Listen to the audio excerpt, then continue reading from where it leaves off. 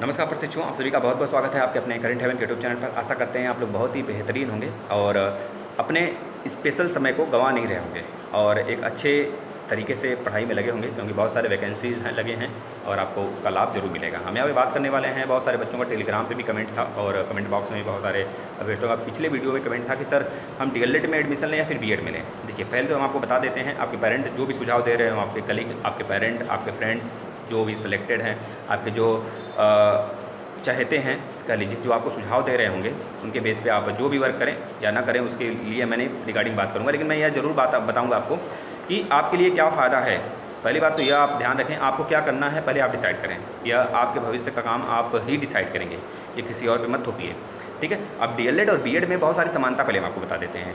Payment fees को लेकर समानता है, लगभग 80,000 दोनों के लिए है। 2 साल की बात है, 4 सेमेस्टर होता है दोनों में, समकक्ष डिग्रियां हैं दोनों। अगर आप बीएड के बाद डीएलएड करते हैं तो अगर बीएड में जो पहले आपने किया है, बीएड या डीएलएड में से कोई भी पहले आपने जो किया है, उसके बाद उन दोनों में से जो बच गया उसको दोबारा करना चाहते हैं, आप सोच रहे हैं कि मैं प्राइमरी से लेकर प्राइमरी, जूनियर, टीजीटी के लिए शिक्षक बन लूँ, तीनों के लिए, तीनों फॉर्मेट में, तो अगर आप दोनों कर लिए हैं या फिर करना चाहते हैं, एक कर लिए हैं दूसरा करना चाहते हैं, तो पहले में अगर आपका स्कॉलरशिप आ गया है तो दूसरे में स्कॉलरशिप नहीं आएगा, क्योंकि समकक्ष डिग्री है, ठीक है ना। इस वजह से यह चीज़ें थोड़ा ध्यान देना है। अगर आप पहले में 80,000 आपने पे किया है, अगर आपका स्कॉलरशिप आया, दूसरे के लिए पूरा आपको पे ही करना पड़ेगा। ये चीज़ें ध्यान में रखनी है। अब हमें बीएड करना चाहिए कि डीएलएड करना चाहिए, ये चीज़ें आप खुद डिसाइड करिएगा। पहले पूरी बात सुन लीजिएगा, आपको खुद ब खुद पता चल जाएगा। अगर आप डीएलएड करना चाहते हैं, मतलब अगर आपको प्राइमरी के टीचर बनने हैं, प्राइमरी मतलब 1 से 5 तक, और जूनियर का मतलब कि 6 to 8 यानी कि 6 से 8 तक अगर आप शिक्षक बनना चाहते हैं तो आपको डीएलएड करना चाहिए। पहली बात है, केवल अगर इन दोनों के लिए अगर बनना चाहते हैं तो। लेकिन अगर आप टीजीटी 9 to 10 और 6 to 8 टीचर बनना चाहते हैं तो आप बीएड करिए, जाहिर सी बात है। और पीजीटी के लिए आपको पीजी चाहिए, एमएससी, उसका रिलेशन आपके ग्रेजुएशन के साथ, ग्रेजुएशन में जो सब्जेक्ट हो उसी किसी एक सब्जेक्ट में से, अगर आपका पोस्ट ग्रेजुएशन है तो उसमें आप महारत हासिल कर सकते हैं और उसी के लेवल का आप टीचर बन सकते हैं, उसी विषय में आप शिक्षक बन सकते हैं। खैर, ये बातें नहीं।